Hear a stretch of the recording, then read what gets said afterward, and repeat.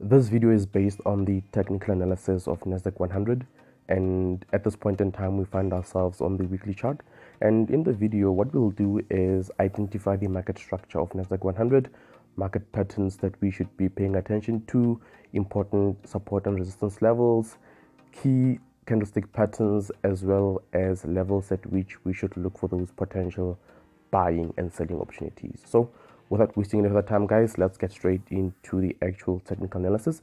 And at this point we can see that Nasdaq 100 on the weekly chart is at a very strong level of resistance, and at this point it's a very strong level of resistance because we've actually had multiple rejections in and around that area, as you guys can see. And what this tells us is that we may potentially see a situation where the market from where it is actually moves further down to around this level. Why do I say this level, or that level rather?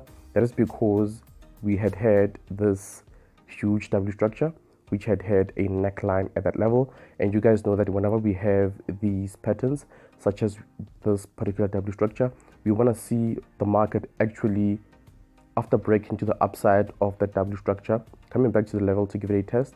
And at that level is where we normally look for those potential buying opportunities, right? Another reason is that a lot of traders and investors are actually waiting for the market to reach this level, and at that level is where they will be looking to add on to their trades, right? And especially because that level actually aligns with one of the key numbers that we have on the Fibonacci retracement tool.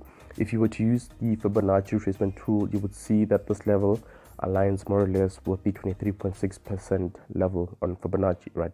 So it is quite a good area to be looking for those potential buying opportunities, in my very, very humble opinion, right? So what else do we see in regards to the weekly chart of Nasdaq 100? At this point I don't see much, but I just also want to point out that in the past we had an M structure over here which had a neckline at that point, right? And we can see that this level over here actually, as I said, is the neckline of that M structure, and it actually explains why the market is sort of rejecting that level. And that is because, as I usually say, guys, and just like with W patterns, when we have these M patterns, we want to see price breaking to the bottom side of that neckline, coming back to the neckline to give it a test, and at that point is where we normally look for those potential selling opportunities. That's one of the reasons why I say that at this point we may potentially see the market move further down to around this level where we have the neckline of that huge W structure that I spoke about, right? So what else do we see, guys? Another thing that I also want to point out that is also very much important is that we have these two candlesticks over here, and what they are bullish candlesticks with small bodies and long upper wicks, and where those wicks end at the top we have a lot of liquidity there. And by now you guys know that liquidity is money, and the market will always go to where the money is, right? So as much as I'm saying at this point that we may see the market actually move that down to around this level, what may possibly also happen is that we may see the market actually move further up to trigger the liquidity at this point, and then only move further down to around this level, right? Another thing I also want to point out, guys, and this is very much important as well, is that we had actually had another M formation over here, over and above this one over here. And you guys know that whenever we have these M structures, what normally happens is that a lot of traders and investors usually sell on the second leg of that M structure, and they place their stop losses just above. So there's a lot of money stuck over here, right? So it actually makes sense for the market to actually move further up to grab not only the liquidity associated with those two candlesticks that I spoke about, but to grab the stop losses that are located in and around that level, and then we may potentially see the market move further down. So in as far as selling at this point in time, I'm not convinced yet. Myself personally, I haven't really been looking for those selling opportunities, and that is because I know that there's a lot of liquidity stuck here.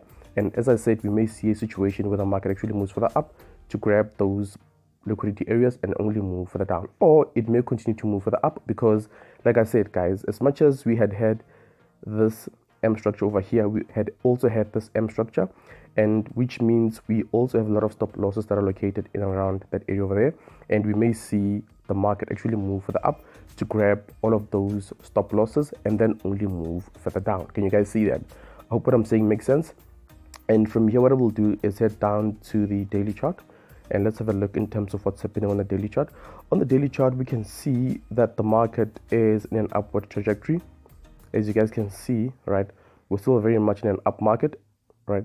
And that's one of the reasons why I say that selling at this point is also very much risky, because we are still in an upward trending market, as you guys can see. But let's zoom in and see what else is happening in regards to the daily chart, right?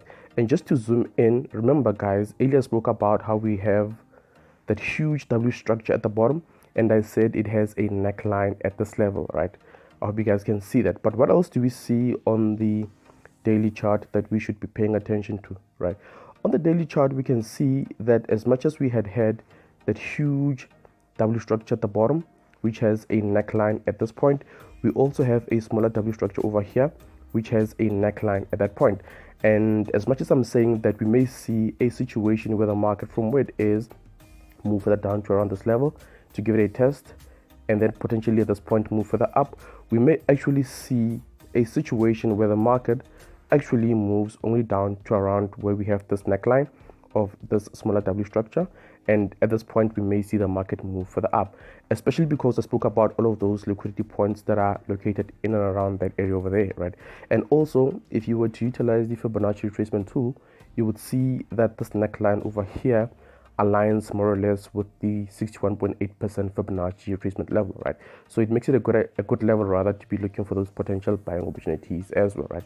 So what I'm doing at this point in time is just speculating, and I'm just showing you some of the outcomes that we may encounter in as far as Nasdaq100 is concerned, right? So what else do we see on the chart that we should be paying attention to? If I can just zoom in, I don't see much really, but just remember guys that whenever we have these W structures, as I said, what normally happens is that a lot of traders and investors usually buy on that second leg and they place their stop losses just below.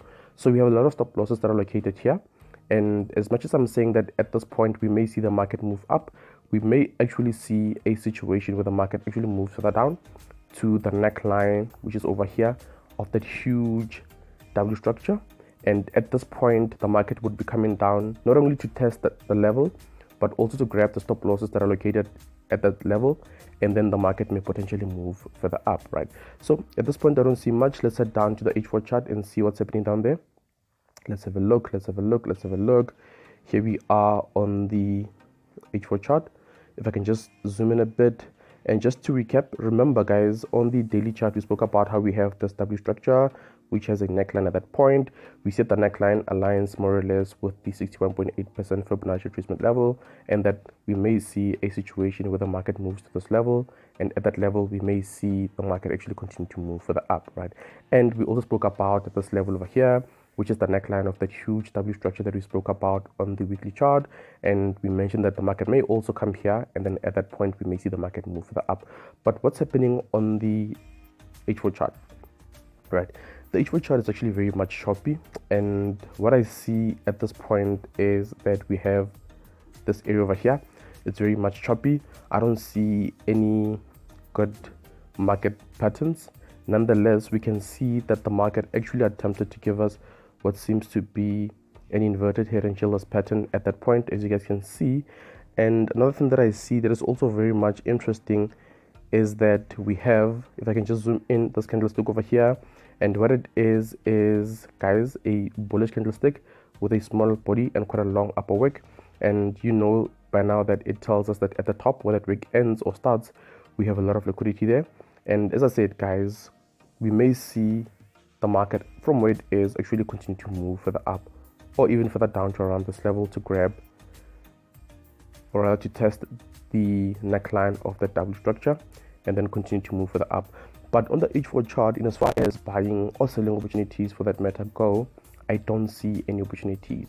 What I would do myself at this point is to rather wait for the market to reach this level, and at this level, which is the neckline of this W structure, is where I would look for those potential buying opportunities, right? And then again, if it closes below and pushes further down to this level, at that level again, I will look for those potential buying opportunities, because it is the neckline of that huge W structure. And as I said, it aligns with one of the key numbers that we have on the Fibonacci retracement tool.